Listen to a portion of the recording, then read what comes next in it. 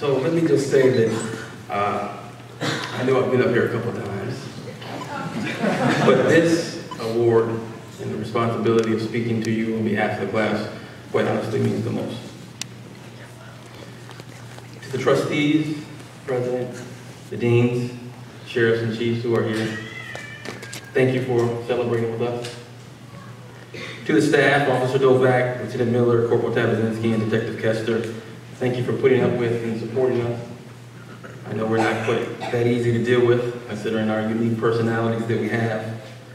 Thank you for the time, the lessons, the wisdom, the patience, and ultimately for the support and guidance we needed to make it through these 17 weeks. And to the director, on rare occasions, fewer words say a lot more than a long, drawn-out thank you could ever describe. So, on behalf of the class, let me just simply say thank you for teaching us how to win and for preparing us to come home each and every night to our family. Thank you, sir. To the family and the friends, thank you for supporting us over the last 17 weeks and for being our test dummies.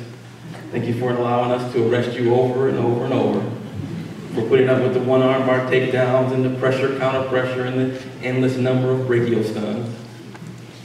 Thank you for listening to our stories that I'm sure weren't very funny to you, but they were absolutely hilarious to us and so important. Thank you for enduring the long, endless hours of studying, the never-ending class time, and the constant time away from you. But most importantly, thank you for your continued support and sacrifice as we move into a profession such as ours, law enforcement. I've thought a lot about what to say and what not to say, what stories to share and what stories not to share. And what I learned and quickly recognized about this class is there are two kinds of stories. There are those stories that are kind of like inside jokes that I could tell and we'd laugh and you'd sit there and stare at me. And then quite honestly, there are those other stories that if I told them would probably get me fired from the Washtenaw County Sheriff's Office. So what I decided to do instead was just to give you a little bit of insight of who we are, the class of 11-12, and what we represent. You may have heard when we walked in, our class motto is live with honor, serve with pride. But our unofficial, official class motto quickly became, we make easy difficult. And those weren't just mere words, we actually live by those each and every day. So for example, you may have heard we all passed the dreaded legal exam the first time through, something I've been told that not many classes actually do. And as Detective Abdullah said, we actually all passed our firearms the first time through. We were also told something that very few classes, if ever, have done. But while we were celebrating that very same week, many of us failed the CPR and first aid exam. Something that not many people failed. And my personal favorite is we set the record for the most number of 8-count bodybuilders in one PT session. But if you know anything about PT, you know that you only have to do them if you get in trouble. So we set the record, but we set the record for the most times we got in trouble as well. By week 6, we could all stand up here and recite the code of ethics from start to finish, but make it a goal in order to get our guideline flag, and somehow we would forget the very first line. And it would take us 3 times, maybe? 4 times to actually pass. And I've been told that we were one of the classes that came together the fastest as a unit. And from week 1 all the way through week 17, we never had an issue between recruits. And I think it was probably around week 3 or 4 that we were in the locker room after PT, getting dressed to go back to class, and all of a sudden out of the blue, I hear Dodder start singing a song. I think it was Call Me Maybe, but he was singing a song. And before I could think about what was going on, I heard George chime in, and then Basico chimed in, and Joseph chimed in, and before you knew it, all 29 of us in the locker room were singing, and I'm sure the girls next door heard us and they joined in. But this is how we were every day. And this became a regular occurrence. We sung to the lifeguards at Water Rescue. We sung to Officer Proudlock and the firearms staff. We even sung to Officer Gorby and the PT staff. We became really, really close. So close that there are actually several couples that met here. And you may ask, how with 29 men and 2 women do we have a lot of couples? And that's a story for another time, but I will just say, I will just say that Esposito fell in love with Basical. We all fell in love with Basical. Gomez and Daughter were like love at first sight. That's after Hoffman dumped Gomez, but Yasko and Dingus were inseparable. Smith and Franti, whenever we had an off-campus lunch, you could find them at the A&W sitting in the booth off in the corner by themselves. And of course, there were the ladies, Vector and Perkins, who did everything together. There were King and McDonald, who sat together in week one, quiet confidants who became close friends throughout. And there were Bajork and Schreier, who were best friends coming in, and I'm sure are even closer now as we leave.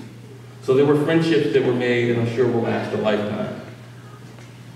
And to my fellow recruits, just take a moment to think back to that first week. I remember sitting in my seat, and to my left I had Joseph, who was already asleep the first night. And to my right I had this tatted up Marine that had just gotten back from the war, who I just knew was going to wind up being my DT partner and was going to kill me. I just knew, I was convinced. But Hoffman, we made it. And remember the first time that Detective Abdullah came in to talk about firearms instruction, I just knew that I was going to be the one to make the mistake, and he was going to be forced to punch me in the face. But we made it. And I remember the director's first day back after we had gotten really, really comfortable. I remember he was doing uniform inspections in the hallway and sending us back, and you come out, you couldn't go to lunch until you got it perfect. I never thought I was going to eat that day, but we made it. And what about the day you had to stand up here for the first time in front of all of us and recite the Code of Ethics? Remember how scared you were, how terrified you were, yet you made it. And I know you remember the first time Officer Prowlock or Deputy Chief Sikorsky used you as a test dummy in DT. I remember. I'll never forget the look on Garcia's face when Officer Prowlock took him to the ground. But Garcia, you made it. And what about that first week of PT when we were all running around looking for a 1-liter water bottle that they don't even make anymore, and how scared we were.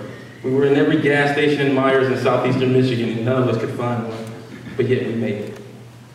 And think back to that very first day, standing on that wall out there, shoulder to shoulder, looking straight ahead, no one talking except Stannis. Not knowing anyone, not knowing what to expect, and then it started. Right here in this room. On your faces. 3, 2, 1, lock it up. Think back to those people who started with us that day who are not here tonight, who didn't make it for whatever reason. And think about the doubts you had about yourself that day. We've seen the pictures earlier, how difficult it was. How some of you questioned yourself. Could I do this? What have I gotten myself into? I don't know if I can make it. And then think about where you are today. You made it. And we did it well. And who knew, or who knows, if we actually became the best academy to ever walk these halls like we always talked about. But what I do know is that those other classes never had a petrol or an Aeropakis. They never had a Bolak, a Diacano, or a Coucher. They never had a Khan or a Calzo or a Reef. They never had a Captain Kirk or a Rowley or a Premium. And they definitely never had a Stannis. So as I salute you as captain for the very last time, in the immortal words of Craig Burnham, proud of you.